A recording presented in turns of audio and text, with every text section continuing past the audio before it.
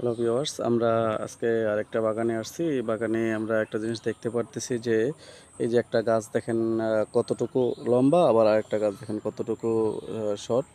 তো আমরা দেখতে পারতেছি যে একই জায়গার সমন্বয় করতে গেলে দেখা যাচ্ছে দুইটা গাছ ছোট বড়, একটা হচ্ছে অনেকটা ছোট আর একটা হচ্ছে বড়।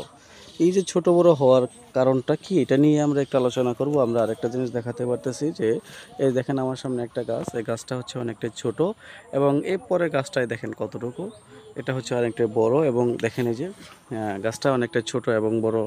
এই যে গাছের ছোট বড় হওয়া বা এক সমান না হওয়া, এটা নিয়ে আমি একটু আলোচনা করব আপনাদের সাথে। তো সে সঙ্গে আরেকটা কথা বলে নিই, যে সকল ভাই ও বোনেরা আমার ভিডিওগুলো রেগুলারলি ফলো করতেছেন তাদের সকলের সুস্বাস্থ্য কামনা করি এবং দীর্ঘায়ু কামনা করে শুরু করছি। তো এখন আমরা এই যে দেখতে পারতেছি যে গাছ ছোট এবং বড় হয়, এই একটা গাছ আবার আরেকটা দুইটা গাছ দেখেন এই পাশে গাছগুলো কত বড় বড় একই বাগানে। এই দেখেন তফাৎটা আপনাদেরকে দেখাচ্ছি। এই দেখেন একটা গাছ বড় আর একটা গাছ ছোট, আবার প্রায় গাছগুলো সমান। এই সমতলের কারণটা কি, এটা নিয়ে আমরা একটু আলোচনা করতেছি। এই যে দেখেন এই যে সমতল, এটা হচ্ছে জিঙ্কের কারণে হয়, আমরা যেটা দস্তা বলে থাকি। আর জিঙ্কটা কি করে, জিঙ্কের কাজটা হচ্ছে যে আমরা যখন গাছগুলা গাড়ি বা যে কোনো ফলনের গাছ যখন আমরা রোপণ করি, তখন আমরা চিন্তা ভাবনা করি যে একসঙ্গেই কিন্তু রোপণ করা হয়, সবগুলো গাছগুলাই একত্রিতভাবে গাড়া হয়। কিন্তু এরপরেও দেখা যায় যে অনেক সময় সারে ধরে না, বা আমরা বলে থাকি যে প্রচুর পরিমাণ সার দিয়েছি, গাছে কাজ করতেছে না, গাছটা বেড়ে উঠতেছে না, এরকম বলে থাকি। এবং একটা গাছ ছোট হয়েছে আর একটা গাছ বড় হয়ে যাচ্ছে। এই যে ছোট এবং বড় হওয়া, যে এটা হচ্ছে আসলে মূলত জিঙ্কের অভাবে। আর যে ক্ষেত্রে জিঙ্কটা ঠিকমতো থাকবে এবং যেটা আমরা জিঙ্ক দস্তা যেটা বলে থাকি, দস্তা নামে অনেকটা চিনি, তো এটা হচ্ছে গ্রোজিং।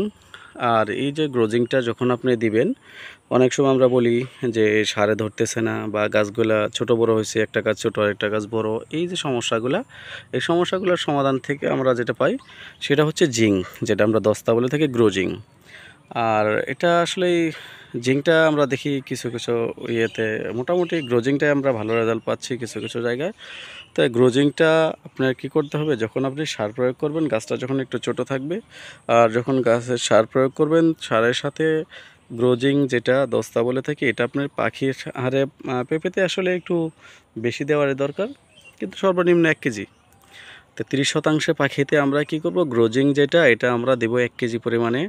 আর এটা 1 কেজি পরিমাণ দিলে কি হবে, এই যে আমরা যে সবুজ পাতা দেখতেছি এটাও ভালো থাকবে এবং শিকড়টাও ভালো কাজ করবে, শিকড়ের টা বাড়াবে এবং গাছের গ্রোথটাও বাড়াবে। এবং এই যে গাছের ছোট বড় হওয়া, একটা গাছ ছোট হয়ে গেছে আর একটা গাছ বড় হয়ে গেছে, এটা ছোট বড় থেকে সমতল রাখবে। যে গাছটা ছোট আছে এটা আস্তে আস্তে বড় করে দিবে, আর যেটা বড় আছে সেটা তো আছে, সমতলভাবে বেড়ে উঠবে। এটা হচ্ছে গ্রোজিংয়ের কাজ। আর এর গ্রোজিং যেটা, যেটা, এটার কাজ হচ্ছে যে আসলে গাছগুলো সমতল করা, গাছগুলোরে সকল গাছকে সমতল মানে সমতল করা বা একভাবে বেড়ে ওঠা। তাহলে যেই বাগানে আমরা জিঙ্ক দিব, জিঙ্ক প্রয়োগ করব, সেই বাগানে আমরা দেখব যে গাছ সকল গাছগুলি এক সমান। এবং সার দিলে যে ধরে না, এই জিনিসটা আমরা ভুলে যাব। আমরা আশা করব যে সব সার দেওয়ার সাথে সাথে খাইতে সহায়তা করবে। এই ছিল আমার আলোচনা জিঙ্ক নিয়ে। পরবর্তীতে আরেকটা আলোচনা করব অন্য বিষয় নিয়ে। সকলকে ধন্যবাদ।